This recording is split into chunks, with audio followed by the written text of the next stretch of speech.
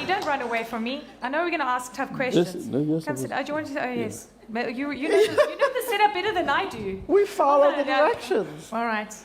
I didn't take cue very well from the team. Hold on, I'm trapped. All right, guys. So capitalism, Afri-capitalism.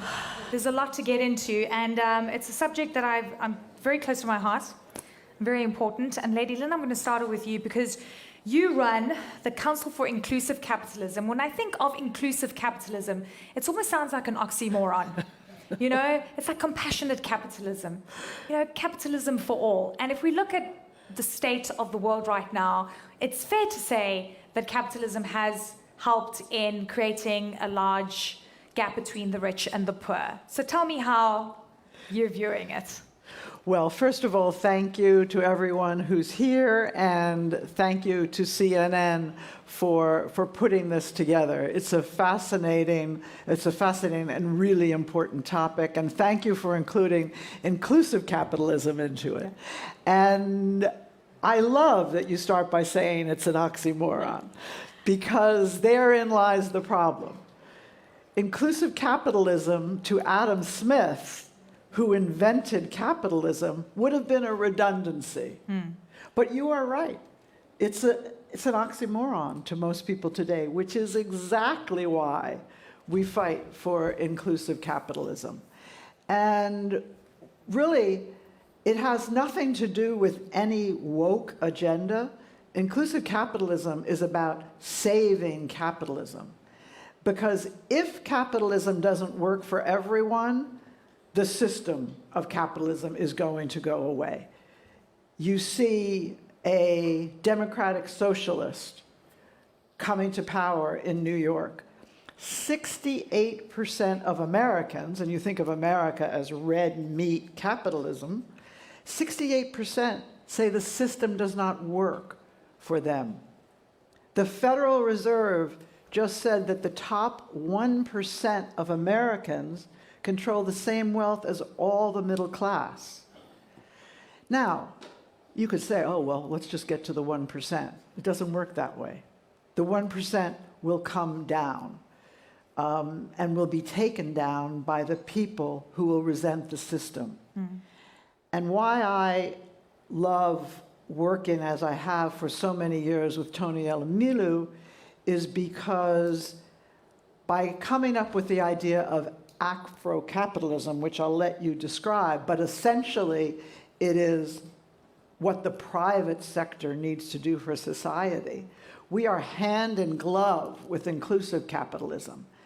And in a world where capitalism is under siege, we as investors, as managers, as CEOs, as entrepreneurs, as customers, as workers, we need to work for how to save the system by making it better for everyone. Okay. That's inclusive capitalism. A brilliant way to start this conversation, frankly, because we are seeing the unraveling of rules as we know it, and we don't know sort of where everything's going to land after the rejigging of the world as we know it.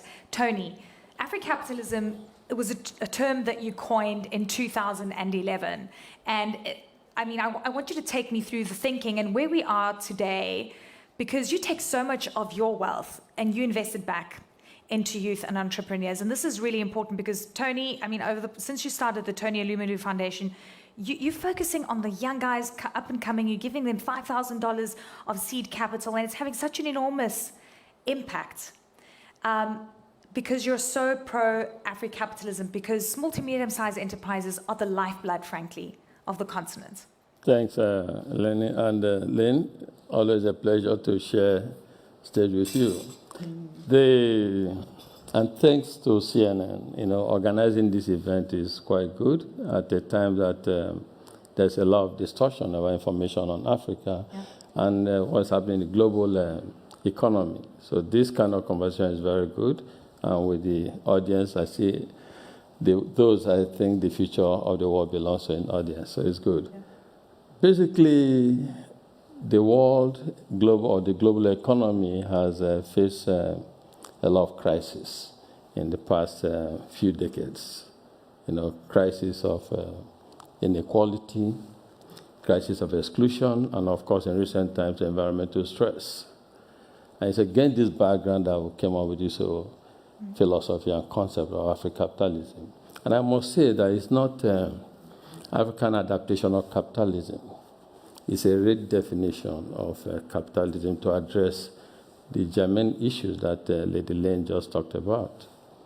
We believe that the private sector must play a critical role in the creating economic prosperity and social transformation for society, for humanity.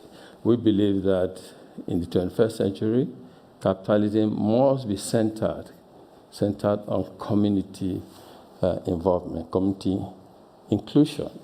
So we believe to a large extent that there's no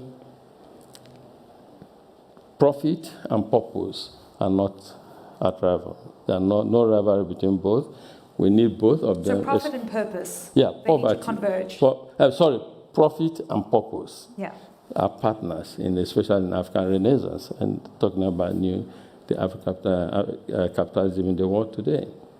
So to us, getting the private sector to invest, not about charity per se, to invest in critical sectors that help to create economic prosperity and social transformation is what we need. And frankly, and this is important actually, Tony, because you look at bankable projects whenever you're investing in these young entrepreneurs. You're helping create bankable projects. So it's not charity per se. You're looking at viable businesses. I think that inclusive capitalism in Africa, it's not about charity. It's about value creation. It's about inclusion. It's about addressing, making sure that businesses don't work for profit alone, don't work for shareholders alone, that they work, and at the core of what they do is community. So what we do at the Tony Elumelu Foundation, to me, my wife, and by the way, Lynn was a founding board member of Tony Elumelu Foundation. She served on the board for some years. So our interest in humanity did not start today. We thought and realized that our success is not defined by the wealth or the money we have in our bank accounts.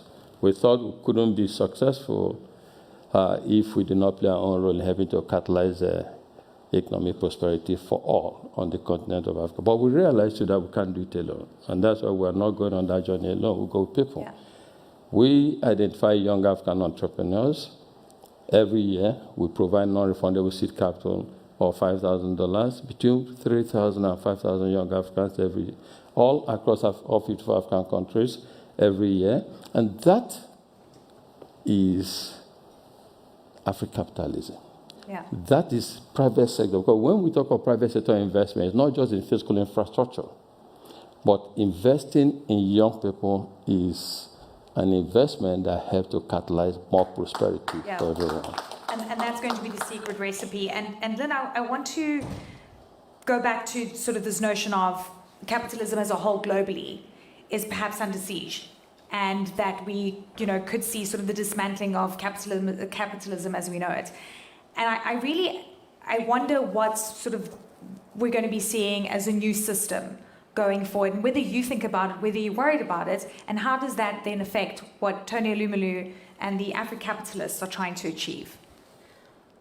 Well, I think a very important foundational block is what you alluded to, which is that inclusive capitalism and Afro-capitalism are not philanthropy. We're not talking about how you give away your money, although Tony is an example of giving away his money in a most inspired way to improve his country and his continent. But what matters is how we make our money. So we have both an economic imperative, which is that if we treat our workers better, we're going to have less turnover. If we treat our customers with respect, we're going to have more loyalty. If we engage with our community, there's going to be, again, more customer loyalty. That there is an economic reason to run your business for more than profit, what Tony eloquently calls profit and purpose. So there's that economic reason for doing it.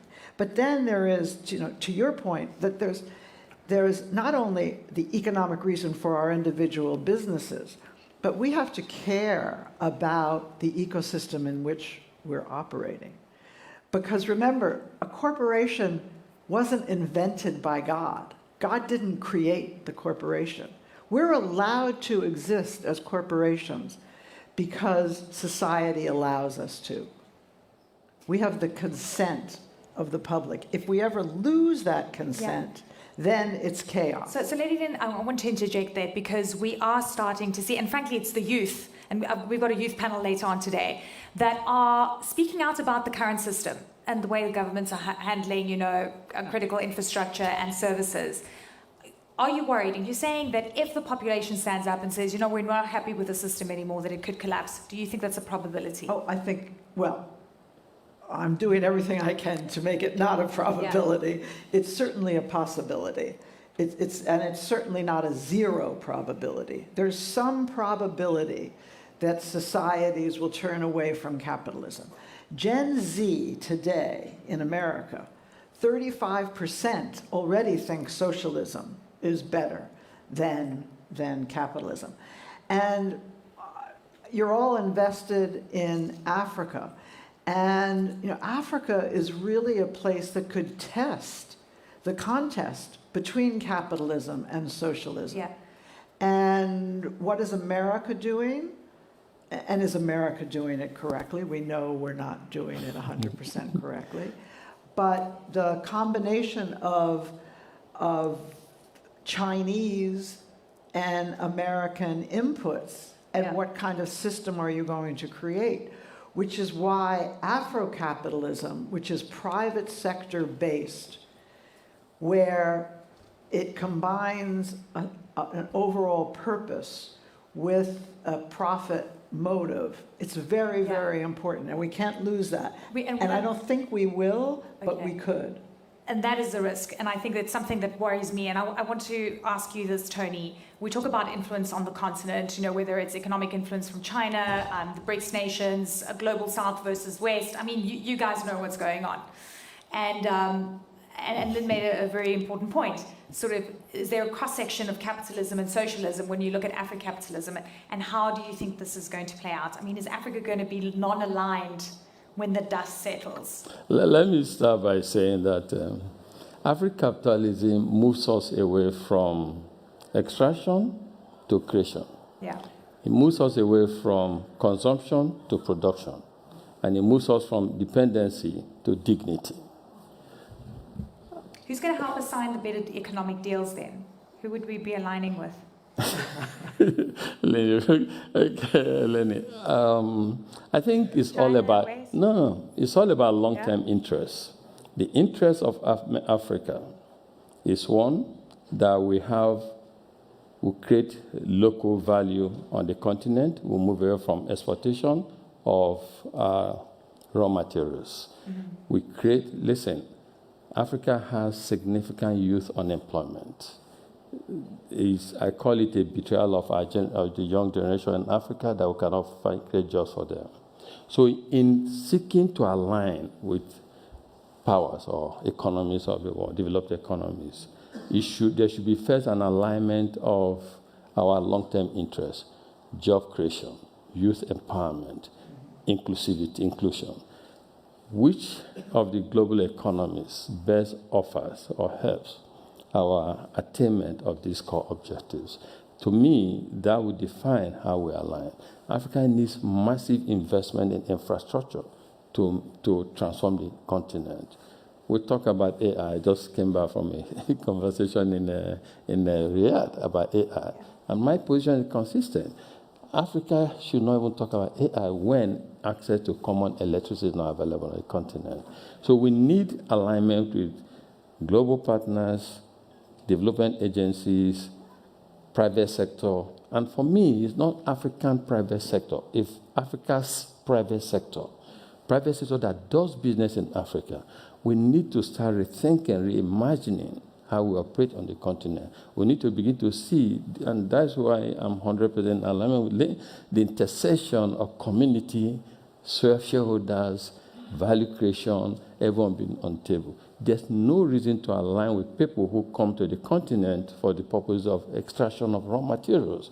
We need our raw material processed on the continent so local value addition can be created, so that the youth unemployment that we have in Africa is addressed, so that catalytic intervention activities that will help to propel and take Africa to the next level is attained.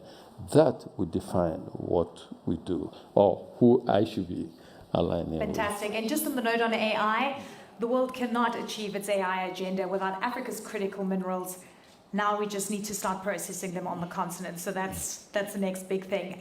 We've run out of time, but big thank you to Lady Lynn and to Tony Alumulu. Thank you so much. Round of applause, ladies and gentlemen. Thank you so much.